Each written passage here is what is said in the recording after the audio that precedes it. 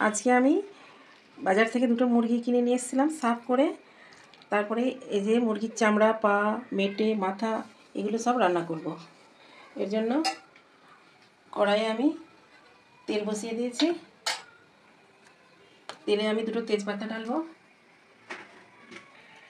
তেজপাতা ঢেলে দিলাম।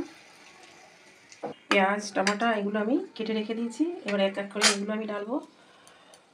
পেঁয়াজ ঢালবো আগে। পেঁয়াজটাকে আমি হালকা ব্রাউন কালার করব।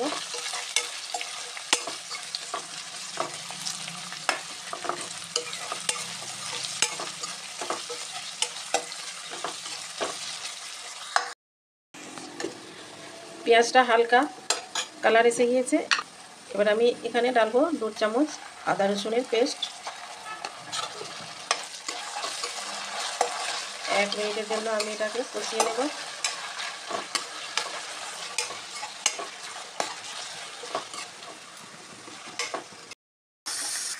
আদা রসুন দেওয়ার পরে 1 মিনিট আমি এটাকে কষিয়ে নিয়েছি। এবার আমি কেটে রাখা টমেটোটা ঢেলে দেবো।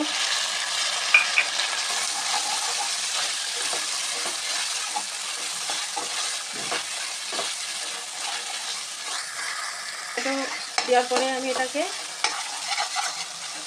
1 মিনিট কষিয়ে নিয়েছি। টমেটোগুলো সফট হয়ে গিয়েছে। এবার আমি এটাতে মশলা ঢালবো।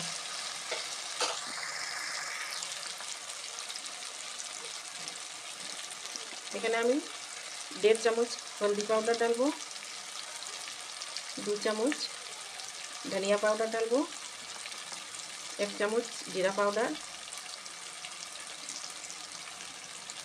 লঙ্কা গুঁড়ো ঢালবো আমি 2 চামচ,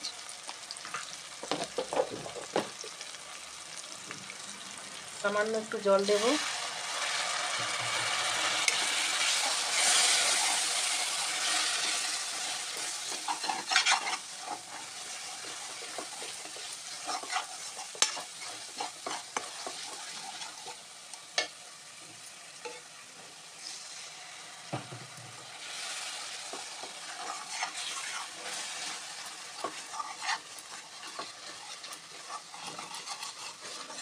তিন চার মিনিটের জন্য মশলাটাকে আমি একটু কষিয়ে নেব।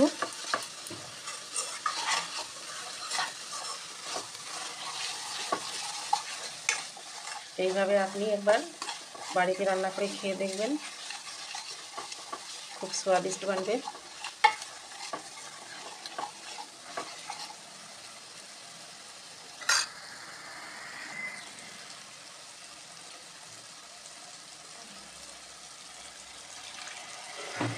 মশলাটা কষানোর জন্য এখানে অল্প অল্প জল দেবো আর কষাতে থাকবো।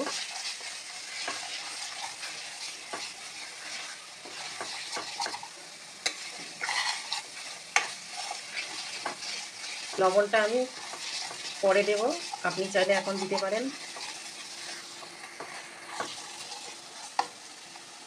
মশলা আমার ভালোভাবে কষানো হয়ে গেছে, উপরে তেলটা ভাসছে।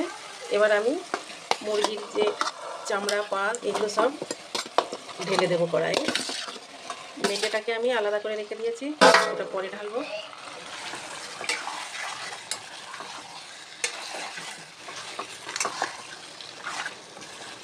এবার এটাকে আমি অল্প অল্প জল দেব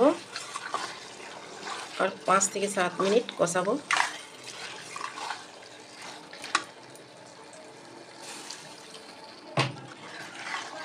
চুলোর আঁচটাকে আমি মিডিয়াম করে দেব।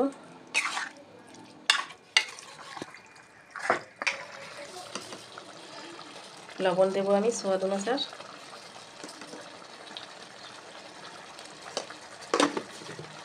লবণটাকে একবার ভালো করে মিশিয়ে দেব।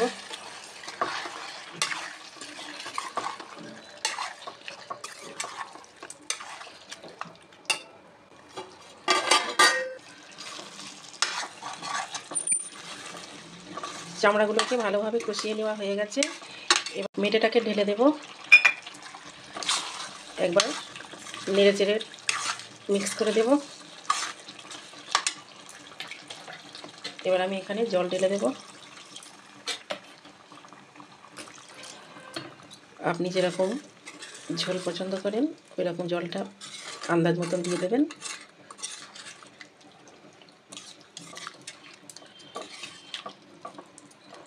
কাঁচা লঙ্কা 5-6টা চিড়ে দিয়ে দেব। এবার আমি এটাকে ঢাক্কান লাগিয়ে ফ্লেমটাকে আগে হাই করে দেব। যখন ফুটতে লাগবে তখন আমি লো করে রান্না করে নেব। এবার আমি তরকারি ঢাকনটা খুলে একবার দেখব।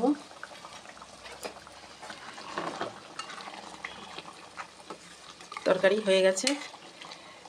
নামাবার আগে আমি এটাতে একটু ভাজা গরম মশলা দেব। এবার নেড়ে দেবো ভালো করে, আর গ্যাসের ফ্লেমটা আমি বন্ধ করে দেবো। আপনি চাইলে এটাতে ধনেপাতাও দিতে পারেন। ভিডিওতে লাইক শেয়ার কমেন্ট করবেন, আর চ্যানেলে আগার নতুন আপনি তো সাবস্ক্রাইব করে দেবেন। Thank you.